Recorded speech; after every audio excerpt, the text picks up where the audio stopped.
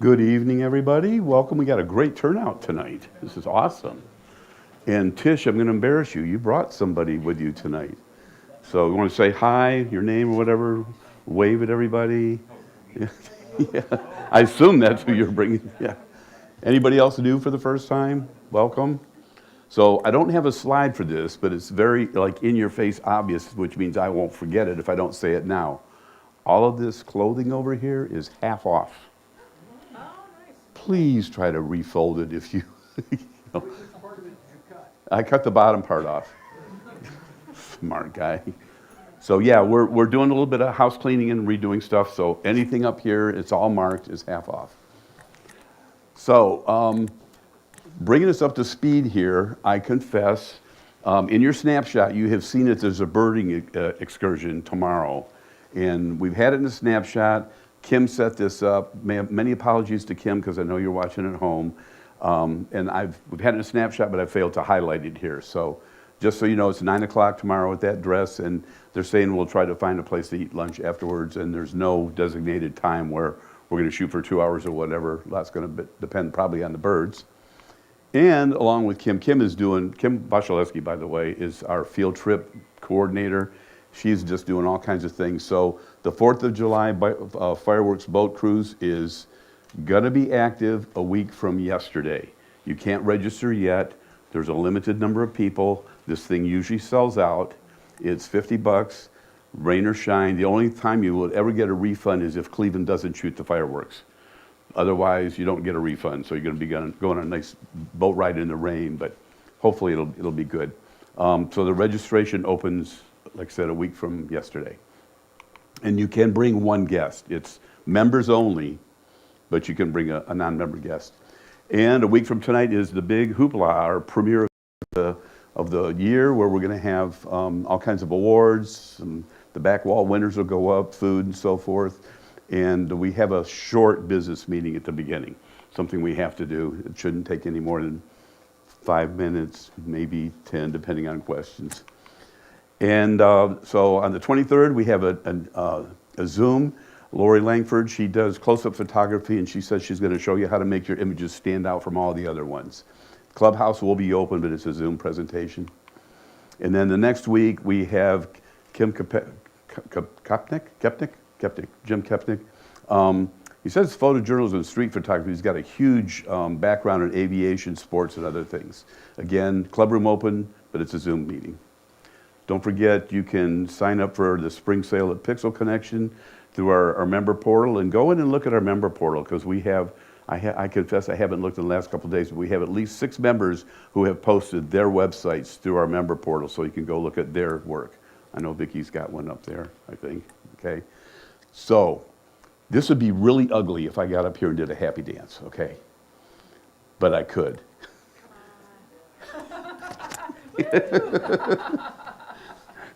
So Catherine Kengott has stepped up to be the head coordinator for our party on August 23rd, so we are having a party. But she can't do this alone, so just step up. These are not hard jobs. We've got at least one person already that's what I would call a helper, people that you may be doing anything from, moving chairs or setting up tables or whatnot. But just, you've done it if you've come before. It's just real easy work, but she's doing the heavy lifting. But we have it, it's gonna happen. And then tonight, ending up with the best part, we have Gary Wood that's gonna be talking about Topaz AI. So let me get our screens switched over here, and we'll leave it to Gary. A little technical stuff that I'm always afraid of. You're a guest. I hope you guys are seeing things changing over there. Here it is. Showing Gary's. Okay. Take it away, Gary. Okay. Let me get some lights for you. Okay. So months ago, I was asked to do a presentation, and I thought, well, let's get you up to date with Topaz Photo AI. So I thought, I'll call it now. We'll do what it is now. And now is 2 weeks ago. I'll explain that in a second. Topaz Photo AI has changed significantly since my previous presentation, which was a short one. And as I was checking links and so forth last night, they announced Photo AI 4. So I'm now obsolete. Okay. You don't need to know my previous presentation to follow what I'm going to do tonight. There's going to be a PDF file with the slides and all the links, and it's going to go out to CPS members. They're planning to put it on the web page, the front of the web page, with a link there and a message. So you can look for it there. So sit back, relax, and watch. You don't have to take notes. I find it's better than ever. I've had problems I pointed out last time. They're all gone. I don't know of any problems right now. Isn't that wonderful? And this September, it got a PC Magazine Editor's Choice Award. I worked in IT for a number of decades. PC Magazine was one of my go-tos for reference material. It's a very solid, reliable source of information. If they're picking this software, you know it's going to be good. Disclaimer. I was prepared to show some of the problems I had. I started on that 2 weeks ago, and I found out, oh, they fixed it. It's gone. But they also said it was only on Apple Silicon computers, which are the latest Apple computers. So that makes me wonder, is this uniform across different platforms? So I recommend you check that it behaves on your computer the way I demonstrated here. So I'm going to do a quick introduction to their support. I'm going to go very fast through this with the understanding that you can go look at it yourself. Okay, but I want to give you an idea of what's out there. So Chris asked for pricing information. I got that. I got a few samples of different sections within help. And I'm going to concentrate on the features that I use. So what's new is Save Session, for example. There's raw denoise. That's been improved. The selection and sharpen has improved. The enhancements I didn't cover last time, so you haven't seen it from me, but it's not real new. And super focus is fairly new. And then there'll be a question and answer session at the end. I have a lot of material, so I'm going to ask you to hold your questions until the end if possible. If you have to ask right away, you won't throw me off, but I'm trying to get a lot of material covered quickly here. So the pricing. So you can get auto upgrades for about $200.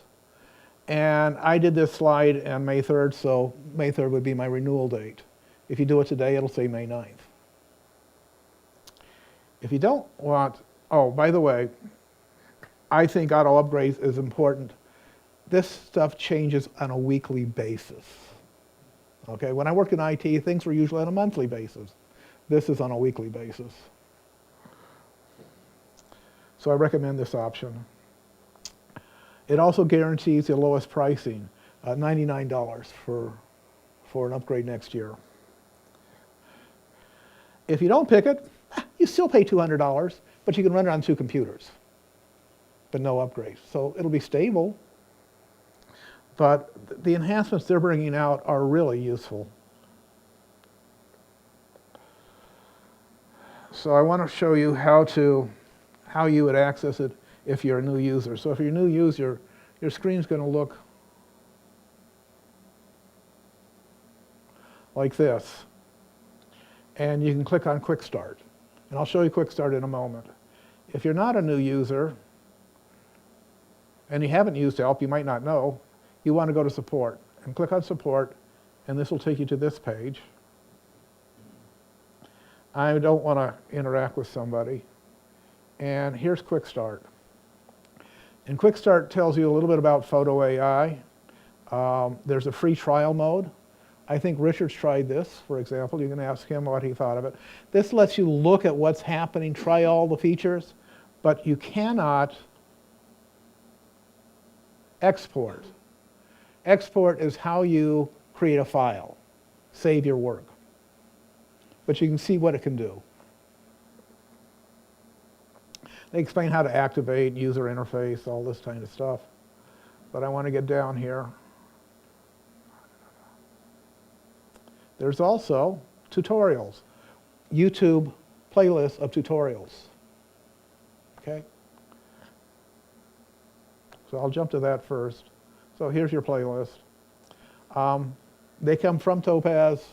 They know what they're talking about. If we have time tonight, if I finish with enough time left over you want me to, I can run the tutorial, or actually the introduction video, on the new version. Okay? I'm not planning to do that necessarily unless we have time. Okay.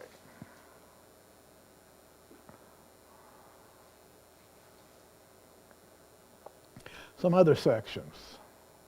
Enhancements. So I'm back at the Topaz help section. You've got lists here. You can expand it here if you want to. Or if I'm at enhancements, I have them all down here. So you can learn more about raw denoise. Dust and scratch is a new feature with 4. There's super focus. I'll cover that tonight and so forth.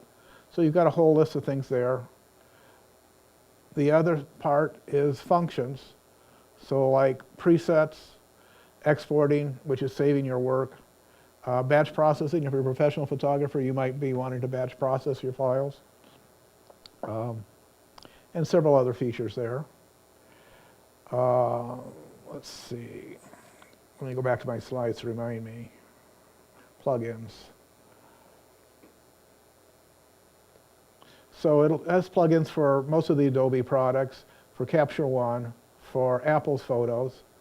Otherwise, you're basically going to be opening the app, opening your file, working on it, saving it, and then opening it again in your other software.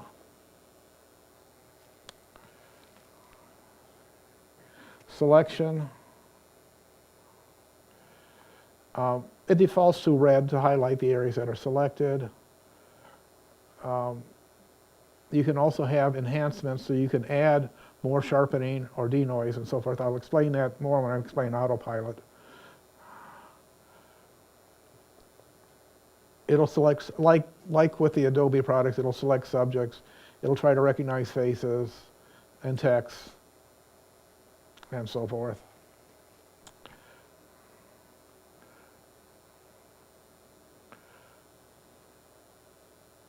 So here is a list of the cameras that are supported. All the different models.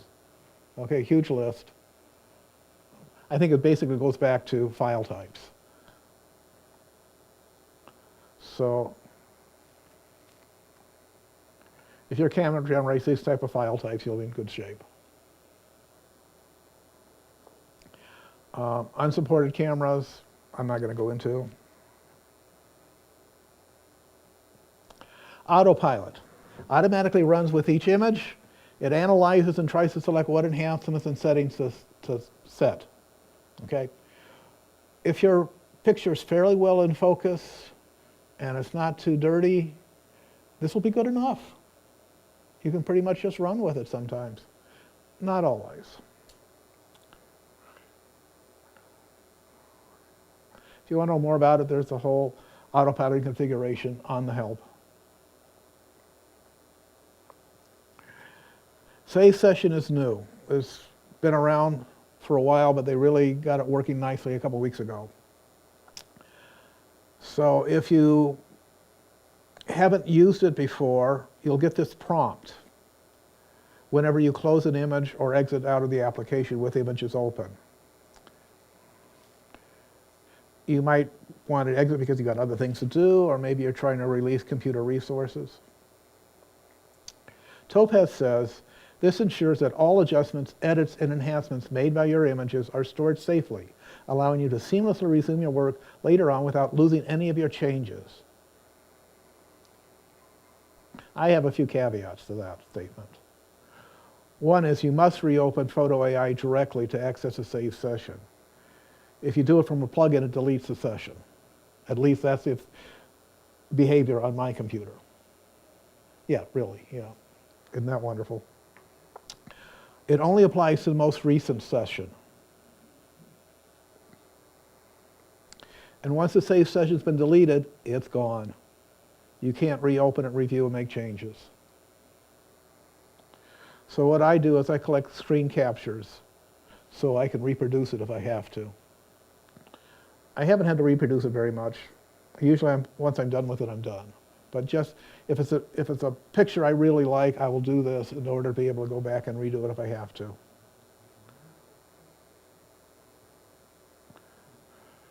By default, it prompts you this way. If you click the Always box, if you don't check the Always box, it'll prompt you every time you exit. It gives you control so you can decide if you want to save the file or not. But you need to respond every time, which can be tiresome. I sometimes use it. If you do check the box and you say save and edit, it's going to save all the time. It won't prompt you, and that's all there it is. And I sometimes use that. The problem with this method that I have is I don't have a perfect memory. Welcome to humanity. And I have to remember to go open it via Topaz and not through plugins. I usually use Bridge and open it from Bridge. And if I want to redo my Topaz work, I can't do that. I don't have a workaround for that. That's the way it is. My thought is if I make it prompt me and I have to say yes to the prompt, that might help me remember later that I've done that. But again, it's a bother to have to respond to the prompt every time. If you say always do it and you don't save, well, it doesn't save. No prompts, no saves. I don't recommend this.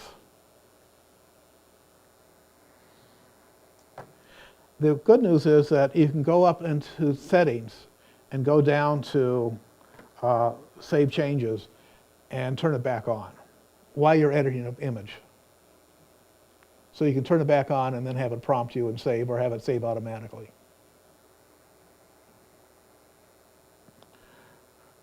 So Topaz has a workflow out there. I'm going to show you my version of their workflow. So I usually working with raw, so I always get the raw denoise. You've got no choice on that. Super focus, I'm learning how to use. Adjust lighting, I don't do it with Topaz. Balance color, I don't do it with Topaz. Remove noise, I like. Sharpen, I usually use. Let me back up on noise. I like the raw denoise. I don't usually have to do this because this has already done a good job. But if I'm working with a JPEG or something, then I'll use the other denoise. I usually do sharpen. I don't do remove objects. I shoot very few people shots, and I have very little text in my pictures, so I don't use either one of those very much. Upscale, if the subject is small in the frame, or if I think it's a really great photo and I might do a great big print, I'll save an upscale copy of it. So after I've run through Topaz, I'll save it usually. I'll go into Camera Raw. I'll make my changes there. Sometimes I see that, this is over sharpened once I add my enhancements to it through Camera Raw, and I'll go back into Topaz, cut down on the sharpening, and then go back into Camera Raw, reapply everything, and see how it looks. And I'll go back and forth. And I often save the different files so I can compare them and pick out which one I think is actually a good one. So I use Camera Raw to adjust lighting, color, and remove distractions because I can go back and do it again some other time. I don't have that save issue. Topaz recommends experiment with the images. Try it. This is non-destructive. Go for it. So most of the material I just showed you is based on their help areas, and there's more details in those help areas. And again, those are links. You can hit those in the PowerPoint, the PDF file we're going to pass out, and go directly there. Raw denoise runs first on raw images. This is coming directly from Topaz. It's developed for Bayer sensors, which Canons, Nikons, I know that Panasonic has them. If you have Fuji cameras, some of those have transgen sensors. They don't have as aggressive noise as the Bayer sensors, and so raw noise will not run. If you have a noise issue, you're going to have to run the regular denoise. Most of the time, you'll want to use the normal raw denoise. If you're above 6400 ISO or in very low light situations, you might want to run the strong. This again based on help from Topaz. I've not processed any image that needs adjustment to raw denoise. I run it, I like it, and I keep going. You should check how you like it, what works for you. Now I want to give you an example. I'm going to run through the slides, and then I'm going to go to Topaz and actually demonstrate it. Okay? The slides help me remember what I want to do, and it gives you a preview of what's going to happen. So we'll run the default raw denoise. We'll look at the settings. I'm not going to change them. I'm going to select the tips of the antlers and some hair on the neck of the bull elk to make sure they're sharp. It typically doesn't catch the tips of wingtips, antlers, and things like that. Pointy things it doesn't do. And I like to have them done. The default sharpened motor standard and the strength works just fine for me on this one. And let me switch over to Topaz now and do that. So I want to.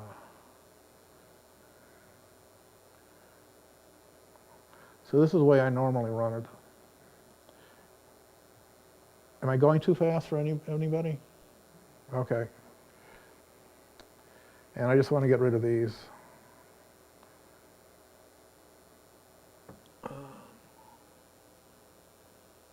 Wait a minute. I want to close. There we go. So raw denoise is running. The autopilot's decided on raw denoise.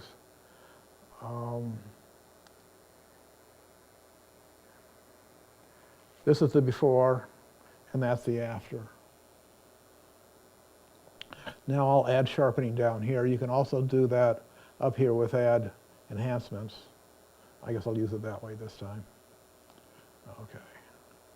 And it's going to select the subject. It's going to run standard, and here's the strength settings it's using. And again, before and after. Let's look at another part of it.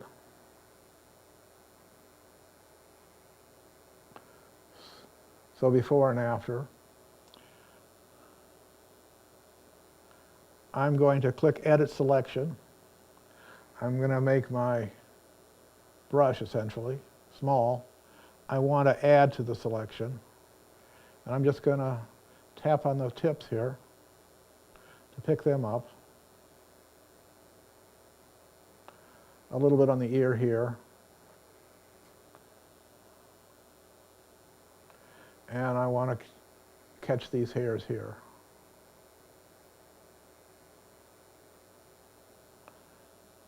And you can go back to controls and it'll re-enhance it. And I'll zoom in for you. And before and after. So look at these, look at this section right in here. And you can see how much sharper that is, which it didn't select. I had to select that to get that done. I'm done. That's all I wanted to do. Okay?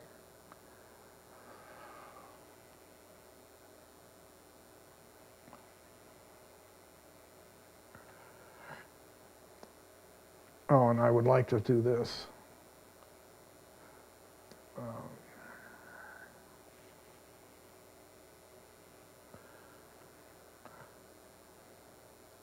So this is the before, and that's the after. So I think her eye is a little sharper. The hair on all the hairs are better. And I don't see over sharpening here. It alters the background noise. You what? It alters the background. It does change color slightly. It knows what camera I have. That's in the metadata. And it makes some color adjustments. And I find I've been happy with it so far. Occasionally, I need to correct, but not as much. Let me zoom in so you can see the the noise here more. See how grainy the background looks there? And now it's all smoothed out. So that's the noise, that's the denoise. And look at her face. I love that. So before and after.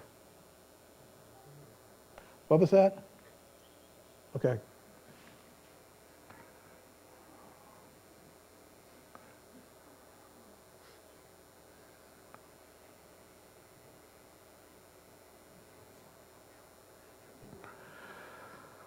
Okay, let's look at enhancements now.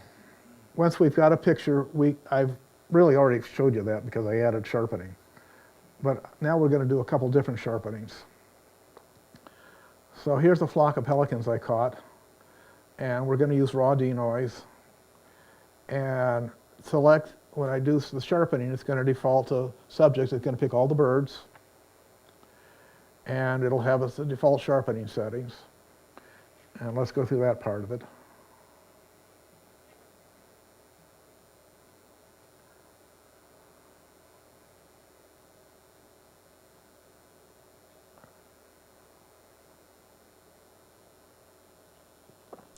So the autopilot decided on raw denoise and sharpen.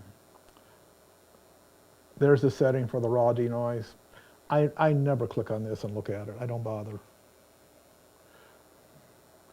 With sharpen, we have the standard sharpening, strength of 49, and the minor denoise of 16.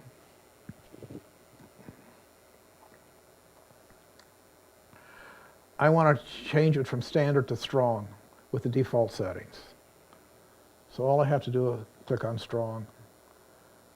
But let's demonstrate a little bit more why.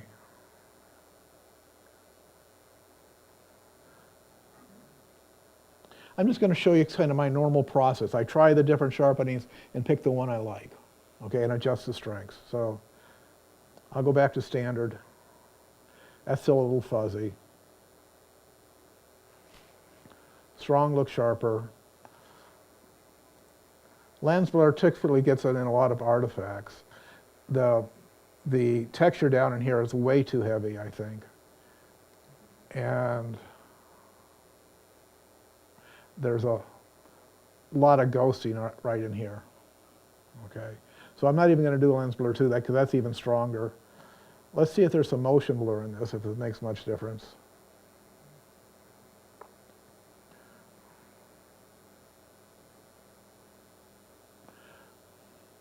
And go back to strong.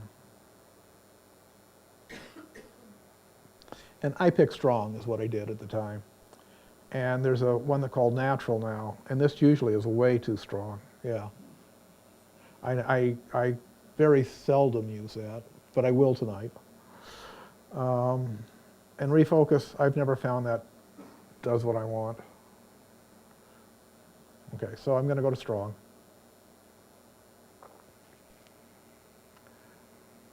I'm going to add through enhancements another sharpen. I'm going to use the default settings, but I'm going to remove the bills from that second sharpening.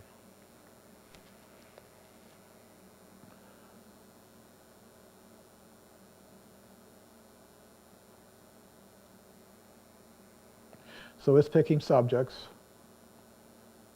So the subjects are the birds, and you can see here it's all the birds. And I want to remove the bill, so I'm going to say remove. I want to take it off the bills. I'm going to use a square. This is a lot of the interface is very much like the Adobe products. So your square brackets decrease and increase your brush size. The space bar gives you the hand to move around on and so forth. So you're going to find a very easy learning curve to pick this up because it is so similar to Adobe. So I wanted to do that. I want to go to the second sharpen and see how the wingtips aren't being done? I want to add the wingtips.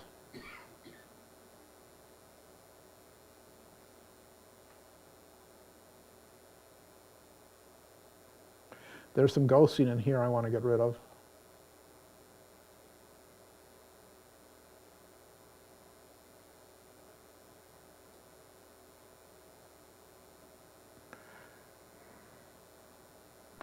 Catch these wingtips.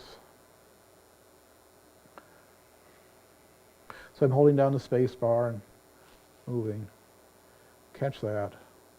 And I think there's very heavy texture in this area. So I'm going to remove that from the first sharpening.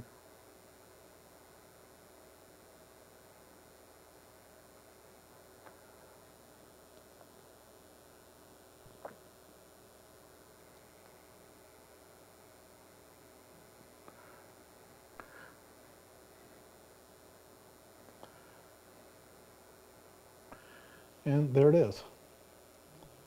And what I did, I applied that to all the different birds. And I was done.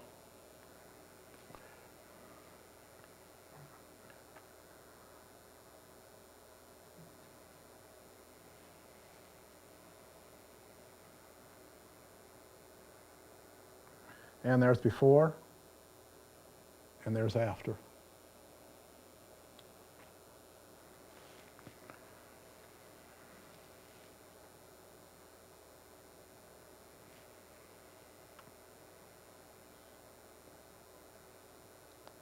Super focus. This is for Richard.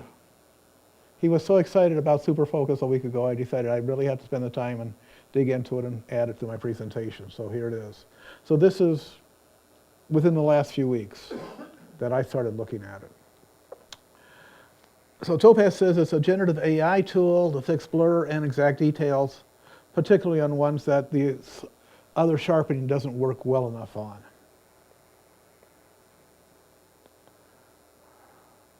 It's recommended to try the sharpen filters first because they run faster and they can be used in batch processing. Super focus cannot be implemented in batch processing. It has a lot of processing requirement. I have a new MacBook Pro fairly well loaded, and to process one of my images takes 5 minutes or more. Okay? I don't do very many. I don't think I'll ever do very many. So for me, I can run it on my machine and just be patient. Windows, you're going to have 80 gigabytes of VRAM. On Macs, you're going to need Mac OS 14, Sonoma, which is what I'm running right now. You need 12 gigabytes of RAM on Apple Silicon. They're not supported on Macs with Radeon graphics cards. It requires substantial processing, I've already said. They offer you cloud rendering at a price. It releases your hardware, it's faster, it puts the load on remote servers, multiple machines running at the same time, I suspect. And then you can do all these fancy edits and spend lots of money on your processing. So they sell crowd credits. Is that large enough for everybody to read? So 400 cloud credits cost you basically $80. If you subscribe, you cut the price in half. Okay? What does subscribe mean? In this case, I guess it means your renewals are cheaper.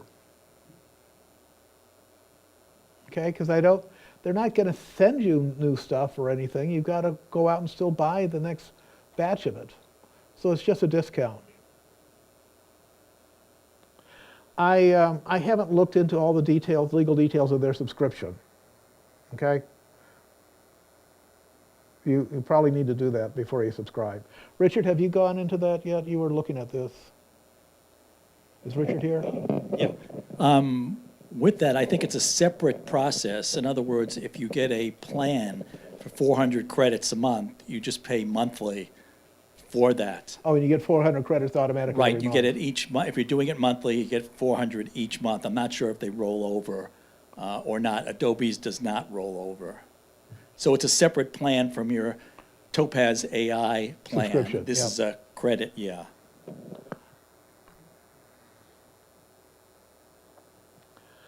So the price depends on the output file size. Okay?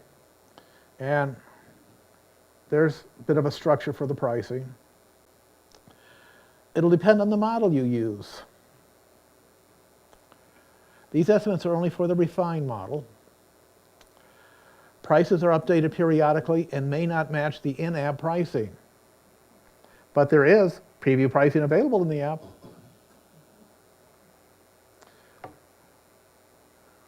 So there's some more information at those sites.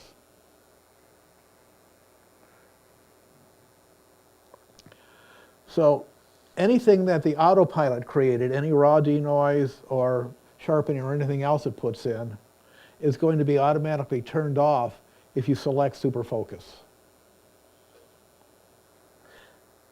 Right now, all those enhancements are displayed, but they're turned off.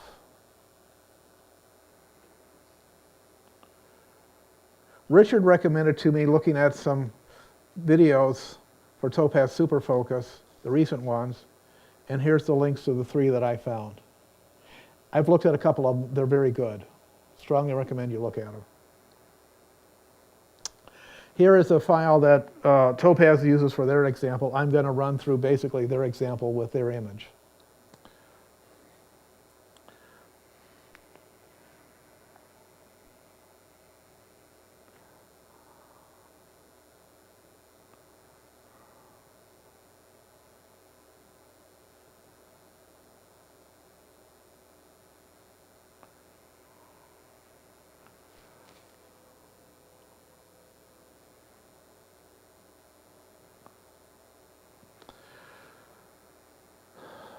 So it picks sharpening.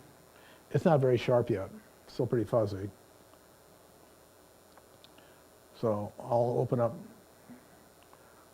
I'm going to select major. I'll leave the strength alone. And I'm going to change it from all to just subject. And now the way this works is I get a box to get a preview of. When I click on the box, it's going to go off and process this part of the image for super focus. This will take a little bit of time, not too bad, and you can see what it looks like afterwards. So while we're waiting for this to process, any questions out there? Any questions that haven't been asked yet? Did that denoise first when you open it up? Did you say that goes on first, or is this just a? Well, this isn't a raw file, so no denoise on this one. I did a screen capture, made a TIFF out of it, and I'm putting it back into, okay. Yes? For the cloud rendering, is it only super focus or are there other? No, there's other enhancements that I can use it for. Okay, look at that. Yeah, wow. So something that you couldn't have used even with Topaz before, you can now use. And by selecting just the subject, it does a good job of selecting the dog, by the way. Let's take a look at the subject, okay? And you can select up to 3 squares. I'll demonstrate that in the next image. And I'm done. Except I have to render it. And rendering is going to take 5+ minutes, and I'm not going to do that tonight, okay? Or you can pay for cloud.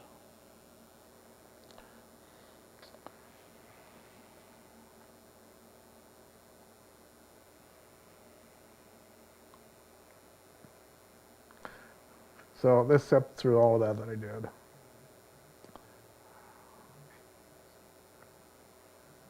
So there's before and there's after. I think that's pretty good. Okay, let's try it on one of my photos. So I was on the top of a high arching bridge. I walked up there because I saw all these pelicans flying by it right at the bridge level. I thought, oh great, I get a close-up of a pelican flying. I've got a lot of nice shots, but then this one pelican was like right in my face, and I've been shooting out there, and I turn around and I try to take a picture, and the camera didn't have time to focus. Okay, so I need to fix it. So I'm going to use super focus. I'm going to use version 2. I'm going to do no boost. I'm going to do I think I'm going to do the whole image. And it's so strong, I set the strength down to 0. I didn't want it. Actually, I didn't see a lot of variation on the part of the bird I'm going to use it on between one strength and the other.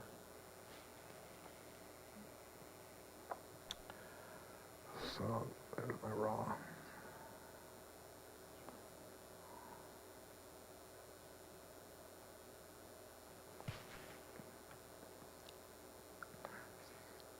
Okay, autopilot's running. It wants to do the raw denoise and sharpen the subject. And the subject is missing a wing. Okay, we'll fix that. Okay. But I don't think this is sharp enough. I'm not too pleased with that.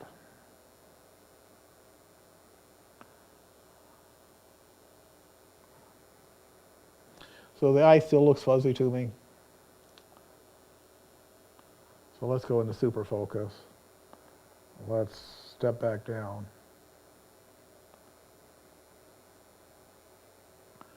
Okay. I'm going to use none. I'm going to set the strength down to 0. And right now I want to concentrate on the head. So it's off, going processing. There's going to be a little status bar here that'll tell how it's doing.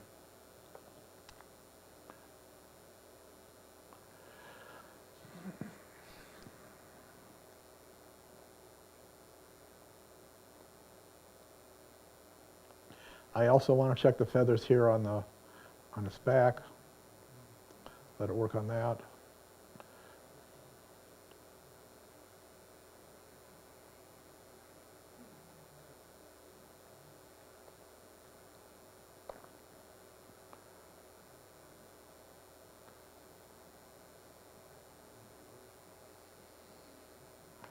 And I want to check the bill and the leading edge of the right wing.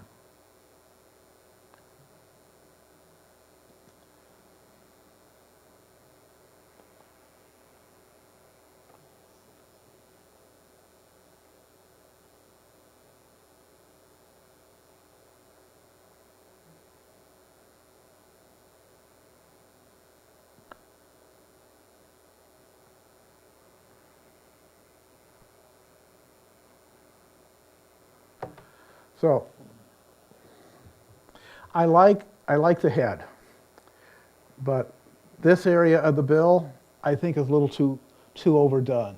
There's too much texture there. I think these wings are way too contrasty. The same thing with the leading edge of this wing, but I kind of like the end of the bill, the way it caught the point of the bill. So what I'm going to do is I'm going to go ahead and render because I want to show you what you can do afterwards. So while that's working, any more questions? Yes? You had that group of birds, and then you applied everything to the other bird? I did the same thing I did on that one bird to all the other birds, yes. How did you, what did you? I did it by hand. I have to manually do it all. Okay. You didn't show us. No, because I didn't want to take that much time. Okay, I thought Yeah. there was some button to push. It would be nice. No, I haven't found the button. No, I had to. I like that flock so well, I was willing to spend the time to go in and do that. So we're only about a quarter of the way there. Any more questions? Yes. Just out of curiosity, why do you start with Topaz, then go into Camera Raw, like doing it the other way around? getting colors and all that Because stuff? Topaz recommends it. Okay. Okay? And I haven't found a problem doing it. I know in the past they used to say process and then sharpen, Yeah. but Topaz, That's kind of what I was wondering. I think because they want to get access to the raw file. Okay. I haven't communicated with Topaz trying to get the inside stories on any of this. Oh, there's lots of YouTube videos out there too as well. So besides the Topaz help that I pointed you to, there's lots and lots of YouTube videos. Some good, some bad. Any other questions? Yes. I know you haven't gone into some of the other things, but is there like an order of operations that you should do some of these enhancements in? The workflow I showed you. That's the workflow that, Yeah. okay, that is it? Yeah. And if we have time for the 4.1, they've made that workflow more obvious in the way they've ordered the enhancements. Oh, that's easy. Yeah. They made a lot of changes to the interface that makes it easier. Back in the back. So if you have an older version of Topaz denoise, you just get rid of that? Update. If you have an old Topaz, get the new one. Okay? You're going to be impressed, really. Is that a question or just stretching? Okay. How are we doing? Oh, a little bit more time yet. This is the downside. Yeah. Again, yes, Richard. Yeah, while we have the time, just to announce what Gary talked about, the PDF, that he has all, it's a large PDF, it has all the links, everything else like that. We're going to have it up tomorrow morning on the CPS website on the homepage. So if you just go there to the homepage of the website, you could download his PDF. I simply did it so each page of the PDF is one of the screens, rather than putting multiple screens on a page. I wanted to have the full images of those slide shots, so I did a full page. I'll briefly mention 4.1. 4.1 gives you switches now to control, I'm forgetting what it is right now. Let's wait till, we'll look at the video when we get done, because I think I'm going to have time for the video now.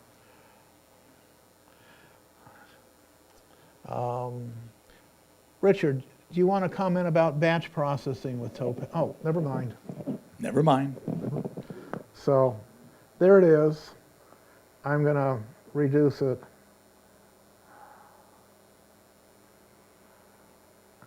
What's nice now is I can now go in. Oh, go away. Okay. Okay, if I click on Super Focus, I can now edit my selection, okay? And I'm going to change it to subject. And then I want to edit the selection. Come on. Arg. It's supposed to show me. Let's try this. There we go.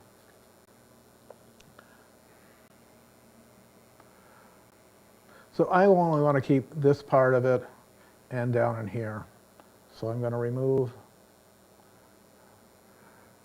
I'm going to increase my brush size here.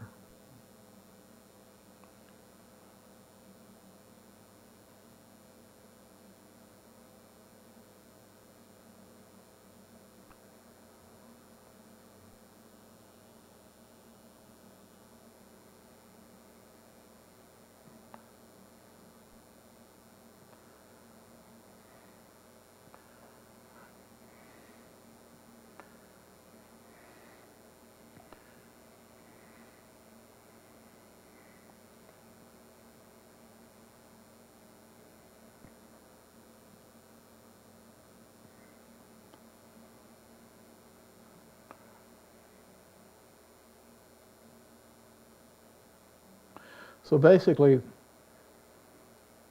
I just want to get the tip of the top of the bill with super focus.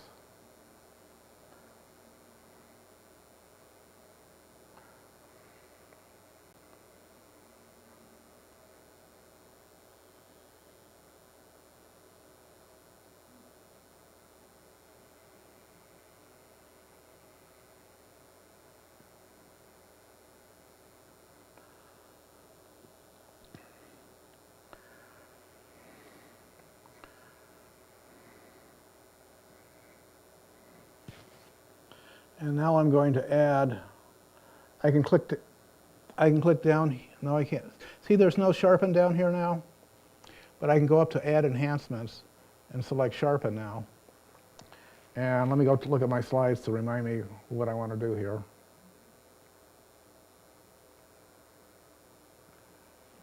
I want to do subject, I want to add the right wing.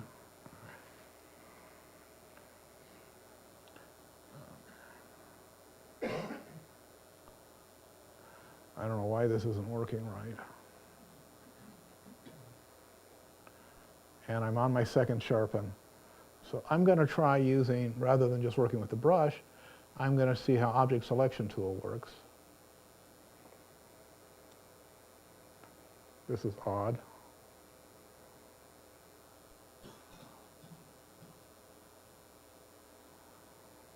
There we go.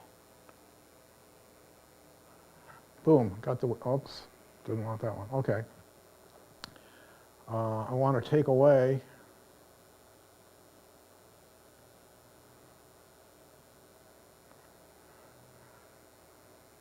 the head that I have super focus on.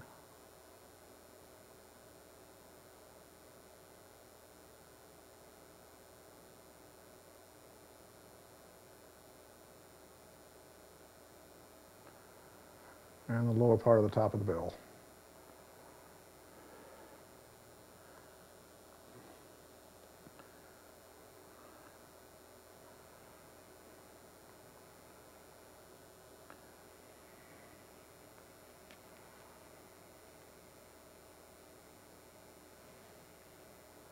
And turn the strength up to 60.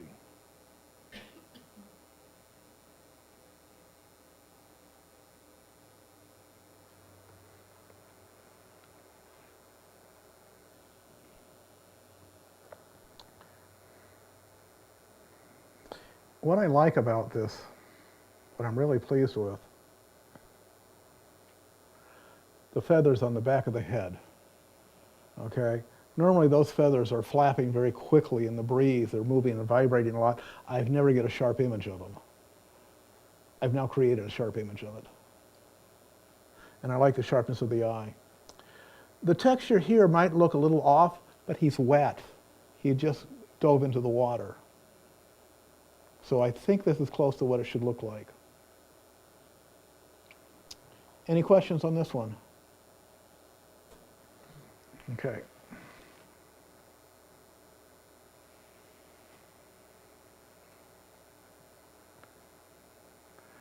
Let me show you the before and after. So there's this one and this one. And this is the before, and that's the after.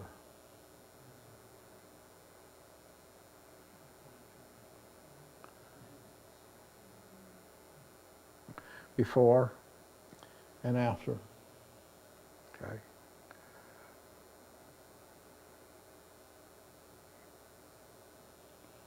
You'll also notice that it's doing some lens correction.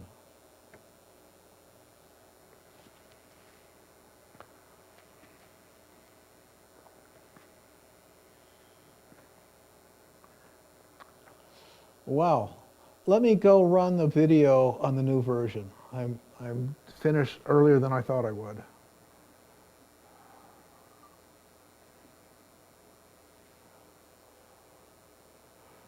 Let's see. Oh, that's not it.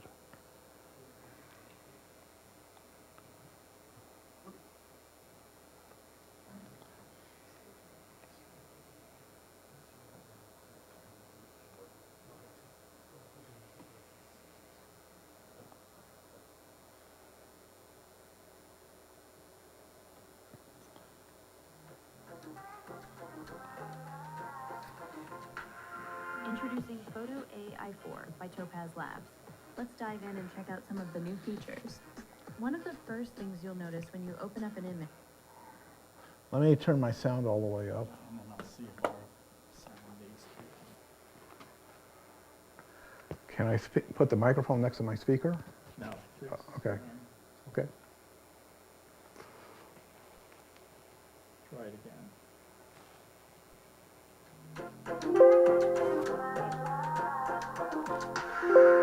Introducing Photo AI4 by Topaz Labs.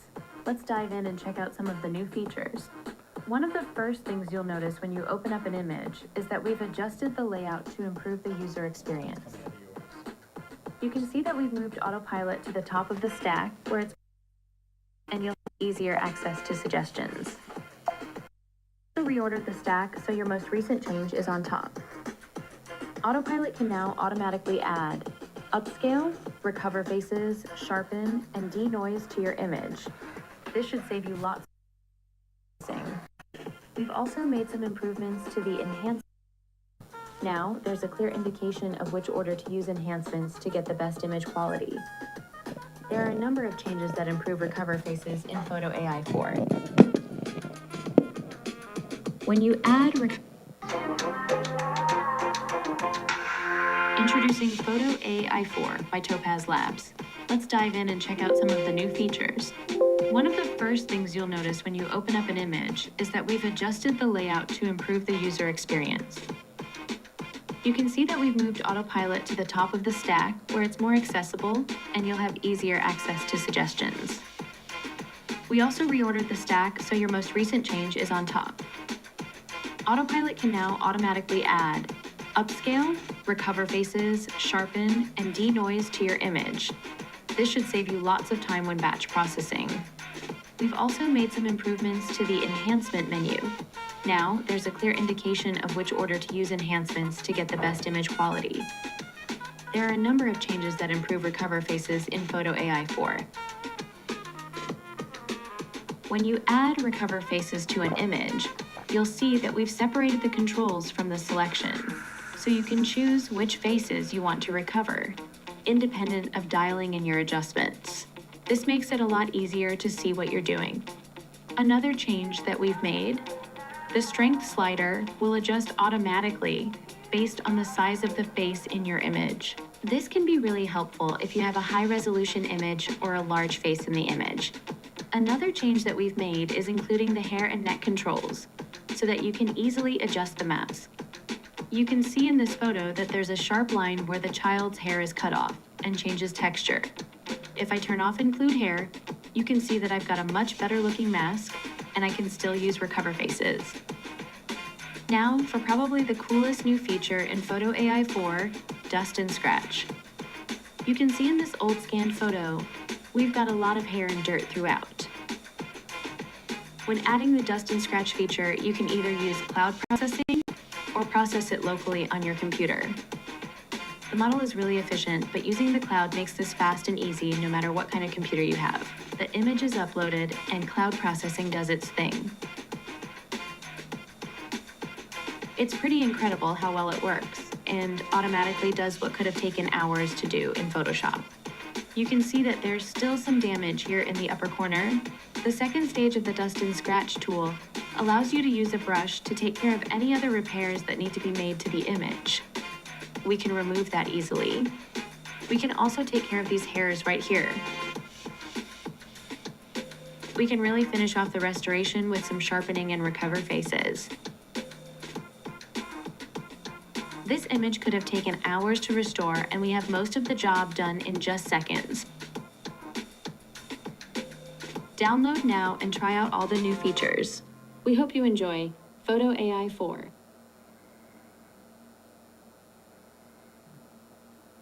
Scanned photo, we've got a lot of hair and dirt throughout. When adding the Dust and Scratch feature, you can either use cloud processing or process it locally on your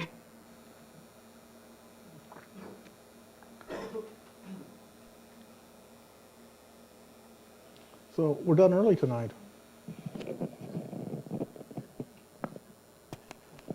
Well, I have one quick question, which is not a question, but it's interesting, is this is available as a plug-in for Photoshop, Yes. but yet it's not compatible with PSD files. So if you were working with it, I saw, if I was reading correctly, your initial slide where it said files it was compatible with, PSD wasn't up there.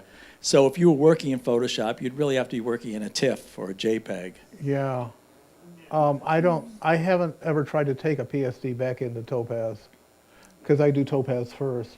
Yeah, And I don't know whether maybe that's why you start in Topaz and then go in, but on that initial slide where it said files compatible with Topaz, PSD is not there. yeah, PSD is not there. So that would just make a little difference maybe in your workflow. And as I realized tonight and said earlier, they might want you to do Topaz first because they want access to the raw file. Yes? Okay. So the way Photoshop works is the files that you put into a PSD are the files that the plugin is affecting. So you can actually take a PSD that you created off of a JPEG or a RAW file and use the plugin later. I haven't tried, I have. I haven't within my memory tried accessing Topaz from Photoshop. Yeah, I have. And as long as you're actually using a picture, Okay? you can use the plugin inside of a PSD. So the Oh. whole PSD not being an You following that, Richard? appropriate file type is kind of, If you open up your file in Photoshop, you can then access Topaz from within Photoshop and it'll work with it. yes, and that's even true if you open up just a generic PSD file after you saved it. So it'll continue to work Okay. as long as the layer you are working on was originally a photo layer, basically, an acceptable layer that. Okay. And I've actually found that using it as a plugin will sometimes work a little bit differently, especially if you're on a newest, like the latest and greatest camera. Because there was a time where my camera wasn't acceptable to Topaz as itself, but it would work as a plugin. Okay. Yes. So you said sometimes you go Topaz, then maybe into Photoshop or Lightroom, you do some work, and sometimes you have to go back to Topaz. Will Topaz remember all the history? Because that's why you said you were taking those. That's that save feature. Okay. So basically, I don't close the object, the image, or close Topaz while I'm working on it, and I can go back and forth. Now they offer the save, and I could theoretically reopen up Topaz directly and recover that image and the settings and start working at it again. Okay, I'm following now. yeah. Okay, but if you don't save, or if you open up Topaz as a plugin, at least my experience with the plugin, which is what I just showed you with Bridge, if I open it up through Bridge, I don't get the saved image again. So I have to click on the Topaz app, then open it specifically. It remembers to open up that file. It opens up that file and all the settings are there. But if you don't, it's gone. Okay. And Thanks. yeah. Any other questions?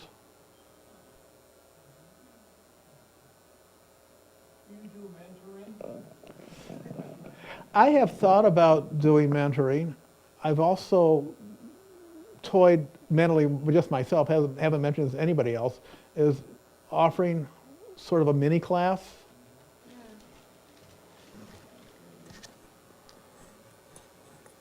Yeah, I'll say this, if we do that kind of thing, I want help from you guys in terms of, like tonight, you've tried it some other way, and you can help explain how to do it that other way.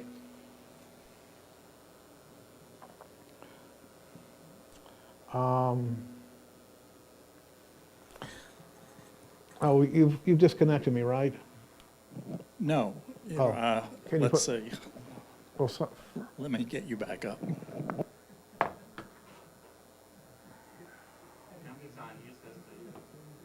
there we go. Okay, I'm good. If I know some of the members here are members of other photo clubs, if one of the other clubs would like me to do this presentation, I could. My only concern is that now that Topaz has changed drastically, I would have to rework this. And I'm not sure I want to go through that. But give me a call, let me know. Please don't call and ask for help with this stuff, okay? Don't use that phone number, please. And that's it. No, I think what makes Topaz, well, I started years ago using this, just the simple standalone, And Adobe, someone asked me beforehand, but Adobe has not, I think you asked, caught up with this, is the sharpen function. What Adobe does in sharpening, even on its latest models, it's an appearance of sharpening. It lightens the lights and darkens the darks on either side of what perceives as an edge. So it gives the appearance of sharpness, but that's why you get sometimes those halos. It's not actually changing anything. Whereas Topaz is actually detecting an edge that's blurry and redrawing it so that you don't get artifacts, and it actually is recovering things that are not recoverable in Photoshop. So it is an amazing program and different, and Photoshop yet, for the sharpening aspect, has not had any of that. But you will see, particularly in things like where you have a bunch of feathers that are almost parallel, when you try the different sharpening modes, the shapes of the feathers will change. Okay, so it's not always representing reality. There's a little imagination going on. So what I will do is I'll turn off the enhancement and turn it back on and try and figure out which one is causing the least distortion from what I can see. I think what's impressive is your image of I think the two images you showed super focus on is literally, these were ones that any other program you were using, those would not be usable. Yep. So you'd have an image that you just couldn't use. And I think this is the only program that would actually bring that back, which is impressive. I was so pleased. Well, let me show you.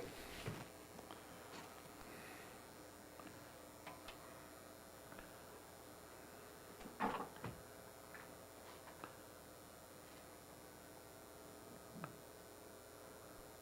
said that, but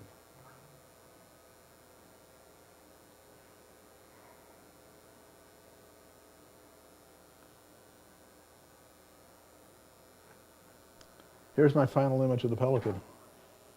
This is after working in Camera Raw. Yeah, I wasn't going to use this, and now I can. Now I can. Now I wouldn't make it a large print, but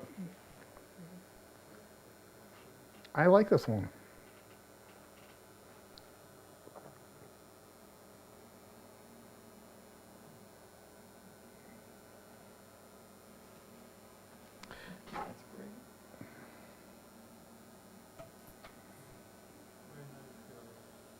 Thank you. Nice. Thank you, Garrett.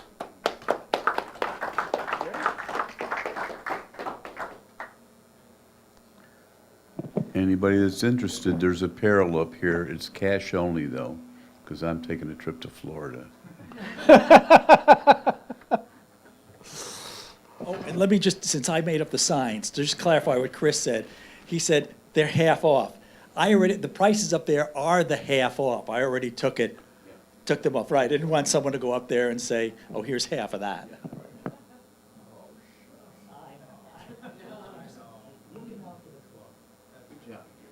Thank you.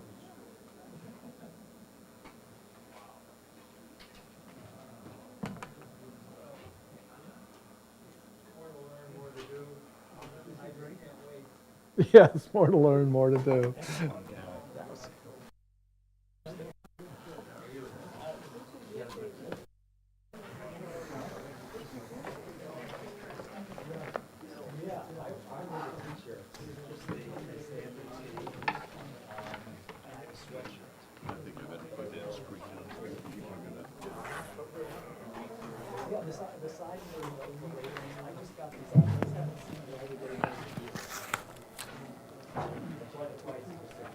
Thank you very much, sir.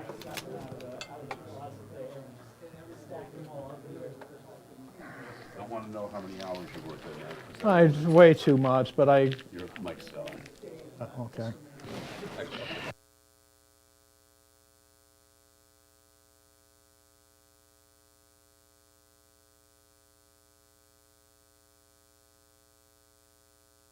A 40-to-1 ratio.